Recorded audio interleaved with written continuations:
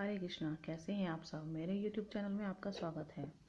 नवम स्कंद 11वां अध्याय, भगवान श्री राम की शेष लीलाओं का वर्णन। श्री सुखदेव जी कहते हैं, परीक्षित, भगवान श्री राम ने गुरु वशिष्ठ जी को अपना आचार्य बनाकर उत्तम सामग्रियों से युक्त यज्ञों के द्वारा अपने आप ही अपने सर्वदेव स्वरूप स्वयं प्रकाश आत्मा का यजन किया। उन्होंने होता को पूर्व दिशा, ब्रह्मा को दक्षिण, अर्धवैय को पश्चिम और उद्गाता को उत्तर दिशा दे दी। उनके बीच में जितनी भूमि बच रही थी वह उन्होंने आचार्य को दे दी। उनका यह निश्चय था कि संपूर्ण भूमंडल का एकमात्र अधिकारी निष्प्रय ब्राह्मण ही है। इस प्रकार सारे भूमंडल का दान करके उन्होंने अपने शरीर के वस्त्र और अलंकार ही अपने पास रखे। इसी प्रकार महारानी सीता जी के पास भी केवल मांगलिक वस्त्र और आभूषण ही बच रहे। जब आचार्य आदि ब्राह्मणों ने देखा कि भगवान श्री राम तो ब्राह्मणों को ही अपना इष्ट मानते हैं, उनके हृदय में ब्राह्मणों के प्रति अनंत स्नेह है, तब उनका हृदय प्रेम से द्रवित हो गया। उन्होंने प्रसन्न होकर सारी पृथ्वी भगवान को लौटा दी और कहा, प्रभु, आप सब लोगों के एकमात्र स्वामी हैं। आप तो हमारे हृदय के भीतर रहकर अपनी ज्योति से अज्ञान अंधकार का नाश कर रहे हैं। ऐसी स्थिति में भला आपने हमें क्या नहीं दे रखा है। आपका ज्ञान अनंत है। पवित्र कीर्ति वाले पुरुषों में आप सर्वश्रेष्ठ हैं। उन महात्मा को जो किसी को किसी प्रकार की पीड़ा नहीं पहुंचाते, आपने अपने चरण कमल दे रखे हैं। ऐसा होने पर भी आप ब्राह्मणों को अपना इष्टदेव मानते हैं। भगवान, आपके इस राम रूप को हम नमस्कार करते हैं। परीक्षित, एक बार अपनी प्रजा की स्थिति जानने के लिए भगवान श्री राम जी रात के समय छिपकर बिना किसी को बतलाए घूम रहे थे। उस समय उन्होंने किसी की यह बात सुनी। वह अपनी पत्नी से कह रहा था, अरे तू दुष्ट और उल्टा है, तू पराए घर में रह आई है। स्त्री लोभी राम भले ही सीता को रख ले, परंतु मैं तुझे फिर नहीं रख सकता। सचमुच सब लोगों को प्रसन्न रखना टेढ़ी खीर है, क्योंकि मूर्खों की तो कमी नहीं है। जब भगवान श्री राम ने बहुतों के मुंह से ऐसी बात सुनी तो वे लोक अपवाद से कुछ भयभीत से हो गए।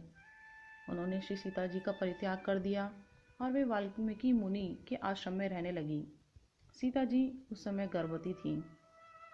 समय आने पर उन्होंने एक साथ ही 2 पुत्र उत्पन्न किए। उनके नाम हुए कुश और लव। वाल्मीकि मुनि ने उनके जात कर्मादि संस्कार किए। लक्ष्मण जी के 2 पुत्र हुए, अंगद और चित्रकेतु। परीक्षित, इसी प्रकार भरत जी के भी 2 ही पुत्र थे, तक्ष और पुष्कल। तथा शत्रुघ्न के भी 2 पुत्र हुए, सुबाहु और श्रुतसेन। भरत जी ने दिग्विजय में करोड़ों गंधर्वों को संहार किया। उन्होंने उनका सब धन लाकर अपने बड़े भाई भगवान श्री राम की सेवा में निवेदन किया। शत्रुघ्न जी ने मधुवन में मधु के पुत्र लवण नामक राक्षस को मारकर वह मथुरा नाम की पुरी बसाई। भगवान श्री राम जी के द्वारा निर्वासित सीता जी ने अपने पुत्रों को वाल्मीकि जी के हाथों में सौंप दिया और भगवान श्री राम के चरण कमलों का ध्यान करती हुई वे पृथ्वी देवी के लोक में चली गईं। यह समाचार सुनकर भगवान श्री राम ने अपने शोक आवेश को बुद्धि के द्वारा रोकना चाहा, परंतु परम समर्थ होने पर भी वे उसे रोक न सके, क्योंकि उन्हें जानकी जी के पवित्र गुण बार बार स्मरण हो आया करते थे। परीक्षित, यह स्त्री और पुरुष का संबंध सब कहीं इसी प्रकार दुख का कारण है। यह बात बड़े बड़े समर्थ लोगों के विषय में भी ऐसी ही है। फिर गृहस्थ विषय पुरुष के संबंध में तो कहना ही क्या है। इसके बाद भगवान श्री राम ने ब्रह्मचर्य धारण करके 13,000 वर्ष तक अखंड रूप से अग्निहोत्र किया। तदनंतर अपना स्मरण करने वाले भक्तों के हृदय में अपने उन चरण कमलों को स्थापित करके, जो दंडक वन के कांटों से बिंद गए थे, अपने स्वयं प्रकाश परम ज्योतिर्मय धाम में चले गए। परीक्षित, भगवान के समय प्रतापशाली और कोई नहीं है, फिर उनसे बढ़कर तो हो ही कैसे सकता है। उन्होंने देवताओं की प्रार्थना से ही यह लीला विग्रह धारण किया था। ऐसी स्थिति में रघुवंश शिरोमणि भगवान श्री राम के लिए यह कोई बड़े गौरव की बात नहीं है। इन्होंने अस्त्र शस्त्रों से राक्षसों को मार डाला, यह समुद्र पर पुल बांध दिया। भला उन्हें शत्रुओं को मारने के लिए बंदरों की सहायता की भी आवश्यकता थी क्या। ये सब उनकी लीला ही है। भगवान श्री राम का निर्मल यश समस्त पापों को नष्ट कर देने वाला है। वह इतना फैल गया है कि दिग्गजों का श्यामल शरीर भी उसकी उज्ज्वलता से चमक उठता है। आज भी बड़े बड़े ऋषि महर्षि राजाओं की सभा में उसका गान करते रहते हैं। स्वर्ग के देवता और पृथ्वी के नरपति अपने कमनीय किरीटों से उनके चरण कमलों की सेवा करते रहते हैं। मैं उन्हीं रघुवंश शिरोमणि भगवान श्री रामचंद्र की शरण ग्रहण करता हूँ, जिन्होंने भगवान श्री राम का दर्शन और स्पर्श किया। उनका सहवास अथवा अनुगमन किया। वे सबके सब तथा कौशल देश के निवासी भी उसी लोक में गए जहाँ बड़े बड़े योगी योग साधना के द्वारा जाते हैं। जो पुरुष अपने कानों से भगवान श्री राम का चरित्र सुनता है उसे सरलता, कोमलता आदि गुणों की प्राप्ति होती है। परीक्षित केवल इतना ही नहीं, वह समस्त कर्म बंधनों से मुक्त हो जाता है। राजा परीक्षित ने पूछा, भगवान श्री राम स्वयं अपने भाइयों के साथ किस प्रकार का व्यवहार करते थे तथा भरत आदि भाई, प्रजाजन और अयोध्यावासी भगवान श्री राम के प्रति कैसा बर्ताव करते थे।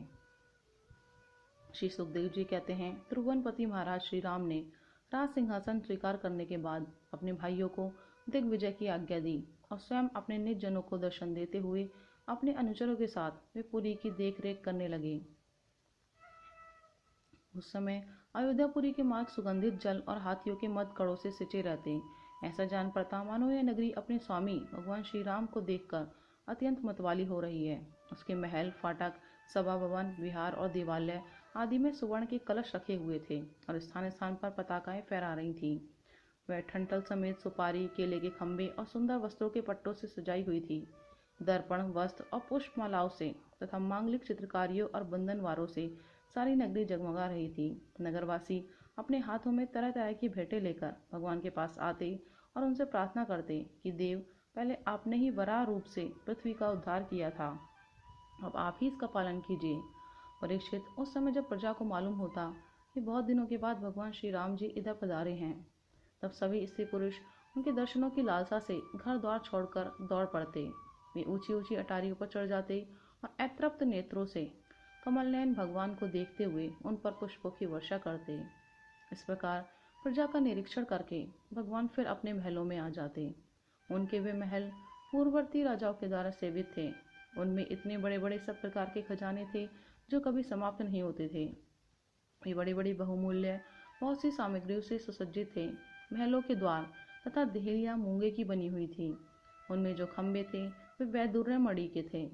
मरकत मणि के बड़े सुंदर सुंदर फर्श थे तथा स्फटिक मणि की दीवारें चमकती रहती थीं। रंग बिरंगी मालाओं, पताकाओं, मणियों की चमक, शुद्ध चेतन के समान उज्जवल मोती, सुंदर सुंदर भोग सामग्री, सुगंधित धूप दीप तथा फूलों के गहनों से वे महल खूब सजाए हुए थे। आभूषणों को भी भूषित करने वाले देवताओं के समान स्त्री पुरुष उसकी सेवा में लगे रहते थे। परीक्षित, भगवान श्री राम जी आत्माराम जितेंद्रिय पुरुषों के शिरोमणि थे। उसी महल में वे अपनी प्राण प्रिया प्रेममयी पत्नी श्री सीता जी के साथ विहार करते थे। सभी स्त्री पुरुष जिनके चरण कमलों का ध्यान करते रहते हैं, वे भी भगवान श्री राम बहुत वर्षों तक धर्म की मर्यादा का पालन करते हुए समय अनुसार भोगों का उपभोग करते रहे। राधे राधे।